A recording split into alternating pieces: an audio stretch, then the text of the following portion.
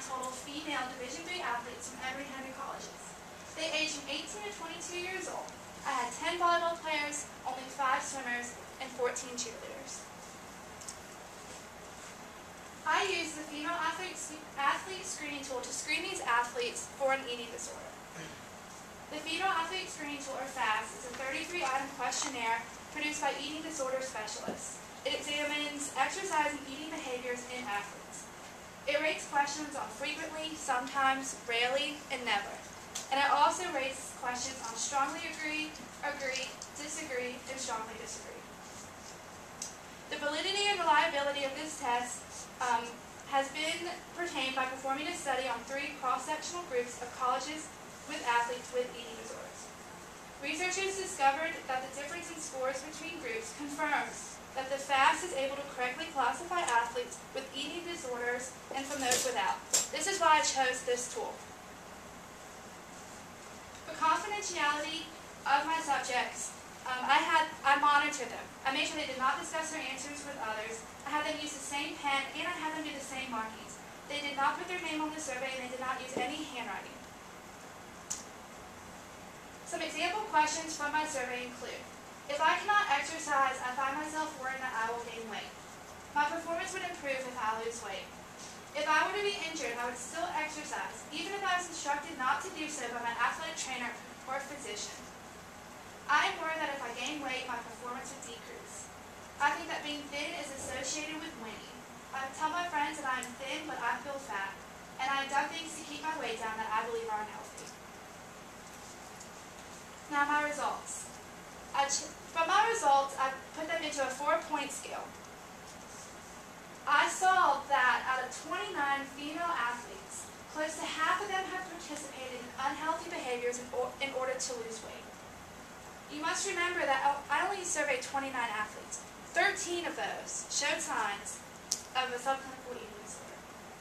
And the female athletes from the cheerleading team were the most susceptible to having signs of disordered eating. So, other results include: the question was asked, have you ever participated in or used any of these in order to lose weight?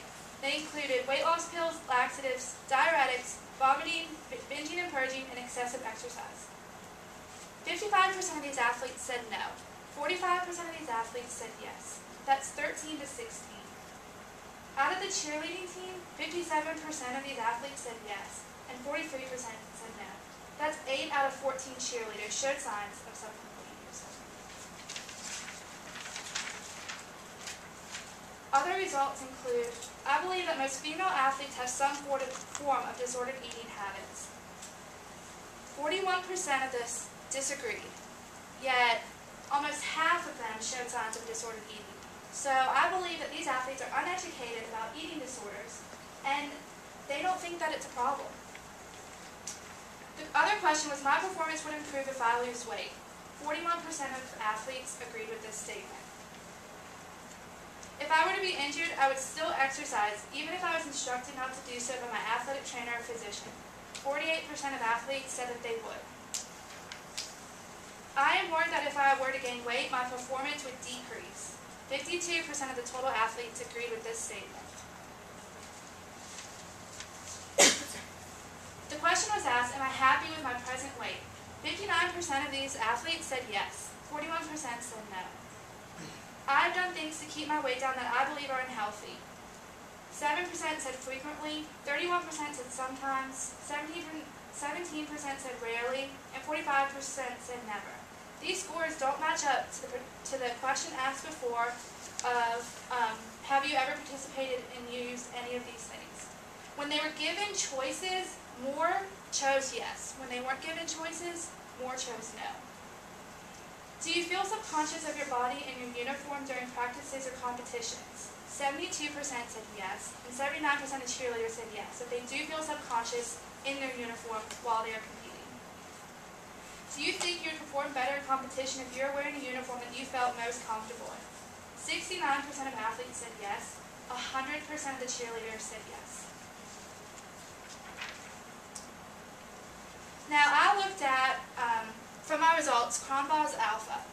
And from this, I saw that 68% of the volleyball team, or 0.68 compared to 0.53 and compared to 0.85 of the swimmers. This statistical analysis measures internal consistency. It's how related an items are. A high meeting means a reliable meeting, and from cheerleading, they had the highest rating. The other table shows percentage of participation in unsafe behaviors to lose weight. At the end, you see the total results, and from each, you see the results from each sport. 57% of cheerleaders, 40% of volleyball players, and 20% of swimmers. This shows the percentage of unsafe behaviors in order to lose weight. These are the choices that I gave them. As you can see, cheerleading had the most use of these behaviors compared to volleyball and swimming. You can also see that weight loss pills and excessive exercise are the two most common behaviors.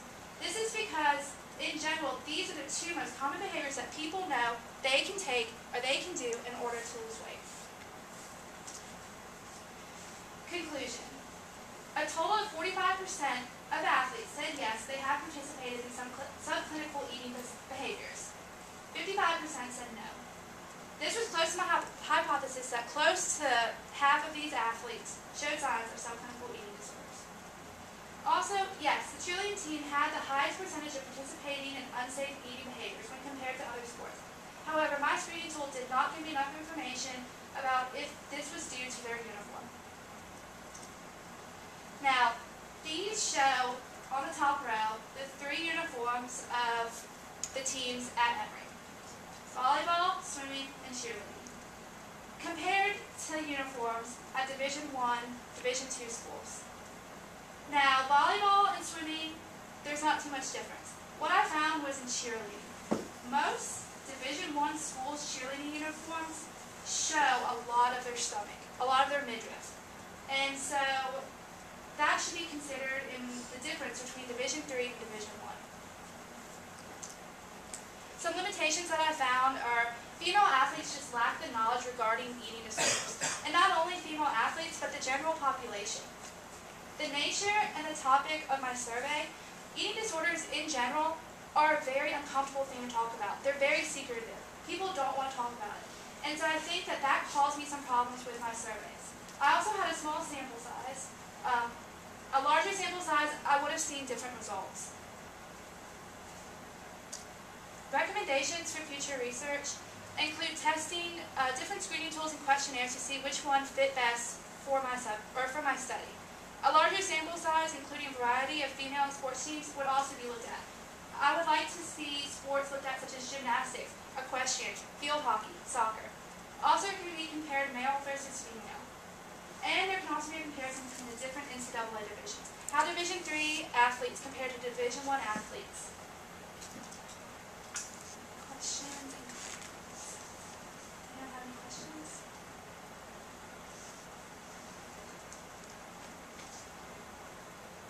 What do you plan on doing with these results? If we've got that many people at the school. I think that what should be done is some type of preventative measure, some type of education. I think that coaches really should see these results, should really see that this many of our athletes show signs of disordered eating behaviors. For such a small school, that's a big deal. There's, at Emory where it's so small, I think that we don't think that this is a problem, but my results show that it is. And so I think that really the athletic department, the coaches, they need to be educated. And even the athletic trainers, we need to know how to prevent eating disorders, how to manage them, and how they can be avoided. Yeah, going off DC's question, do you think, like, if you had some type of class or, like, course to, like, help them out or, like, educate them, do you think you would see a decrease in numbers? I think so. I think that athletes are just very uneducated about the choices that they're making. I don't think that they take a diet pill and think that they're doing anything wrong.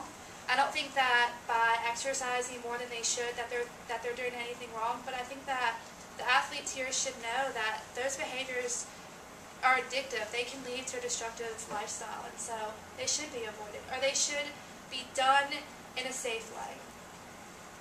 But do you think it would be more beneficial to start at a young age about telling them about this? Because this is something that's probably not developed in like just college time. Do you think that would be more beneficial? I do. I think that so many athletes are put into sports at a young age, and so at a young age, what better time to tell them about these disorders and how to avoid them? I think that by starting off young, they learn growing up that they should be doing this. And so I really think that preventing and educating from a young age too will really help. For your survey, did it like define what excessive like exercise was? It did. It did describe. It said at the beginning. It described what physical activity was. It was greater than greater than or equal to 20 minutes of extreme exercise or excessive exercise. So they did know what physical activity meant from it. So it did give a key for some of the questions.